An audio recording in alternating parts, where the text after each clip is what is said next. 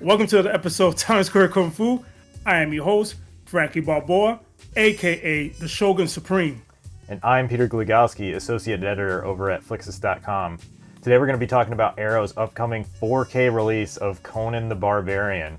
And we're going to skip all the preamble because who doesn't know this film already? We're going to get right into the comparisons. We're going to get right into it. Let's go.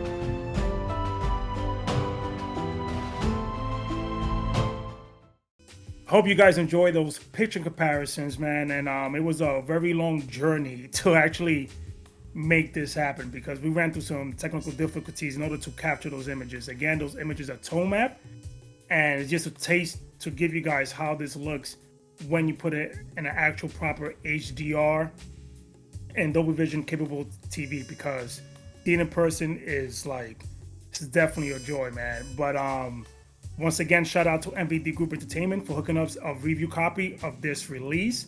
They show us a lot of tremendous love, and again, pre-order from them on the 16th of January. I'm going to link their website in the description. Now, we're not going to go too detailed into the features and the history releases of these films, but there's a good friend of mine, Damn Fool Idealistic Crusade. His YouTube channel is crazy. I mean, you took a look at it, Peter. Yeah, I took a quick look, and this man is doing deep dives into the history of home releases for films. Yeah, like he's definitely, check him out, man. He goes through Laserdisc, Betamax, freaking mentions chapter. Like you see this sound right here? Well, on this one Homeboy's the man. He's gonna do a very super in-depth review of these releases when this comes out on the 16th of January. Now, with that said, Peter, what do you think of this release? So, at first, I hadn't seen the film in a while, so I wasn't entirely sure what was different. But when we started going through, you have the DVD and the Blu-ray release, and I like that Arrow kind of went back to that theatrical look. So, not that this is even really comparable to the DVD, because that's low resolution and it's got bad color depth, whatever. But the color grading on the film is more in line with that. So it looks more like the Laserdisc and probably the theatrical version. And that's really good because on the Blu-ray, everything is very washed out, almost kind of gray.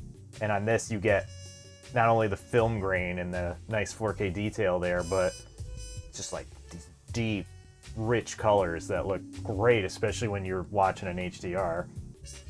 Nah, I mean, I called you right away once I got this in, and I'm like, holy hell, because when I got the Blu-ray, I was disappointed off the bat, and you could read online from people that had the Blu-ray, they were like, what the hell is this? This thing is overly bright, washed out. Like, it took all the flavor out of the film, which has a unique look, man, especially when you're following, you know, like the Frank Frazetta template and style of, you know, of his art. Yeah, I mean, going back to it now, too, I mean, like, the Blu-ray does have some sharpness, so it definitely, like, it scales better to an HD TV than the DVD, maybe, but just color-wise, it's like, what the hell happened? I don't even, and, you know, hindsight's 2020, so, like, back then, we were like, oh, man, but now, no, man, give me the 4K, like, this is fantastic looking. It's a beast of release. The bitrate is high as hell, like I showed you, is like in that late 80s and mid 90s there consistently. And in the start of the film, when they raid the village in the beginning, that thing is in the 110s and 122s. Like, it's nuts. Yeah, it's consistently high, and Arrow doesn't waste space by doing a constant bit rate. So, you know, the lower, darker detail scenes there, they'll have 80s or whatever, but it's still usually consistently high and fantastic looking because of it.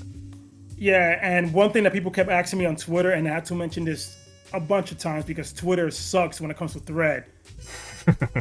This release has all three cuts: the theatrical cut, the international cut, and the extended cut. So you guys will be happy. And instead of doing what Warner Brothers did with Enter the Dragon, this thing is seamless branching, which is the way to go compared to what Warner Brothers did with Enter the Dragon. So Enter the Dragon has theatrical and extended cuts, but they're both encoded as separate files. So because of that, there's less disk on the space, and then the bit rate for the films has to be cut in half practically. Yeah, and this has the original theatrical mono track, and also has a Dolby Atmos track. Well, let me tell you something. The Atmos track, that score, it's insane. Yeah, Basil Polidaris' score is, I mean, it practically makes this movie. So having it remastered in that 7.1 is just an oral delight. Yeah, it is ridiculous. I remember when you called me, you was like, "Yo, I forgot how dope this thing is," you know. Yeah, I was like, that first scene's supposed to be all somber, and you're like, "Oh man, his village," but you're like, when that score kicks in. It has the isolation track, which come on, this film is all about the score. It's definitely perfect, man. But we also gonna review The Destroyer. That's gonna be our next video. And you think The Barbarian looks good when it comes to fidelity? Somehow The Destroyer got blessed. Yeah, I even said that to you too. It's just, why is The Destroyer so good? Like, I don't like that film at all. Like, I get it. Some people have a connection to it from their youth, but for me, Yeah, but it was definitely fun putting this film, this video together for you guys. And again, we're gonna do The Destroyer. And Peter, anything else to say before we wrap it up? Just the lamentations of their women. Pretty much, man. But guys, as always, like, share, and subscribe, and until the next one. Peace.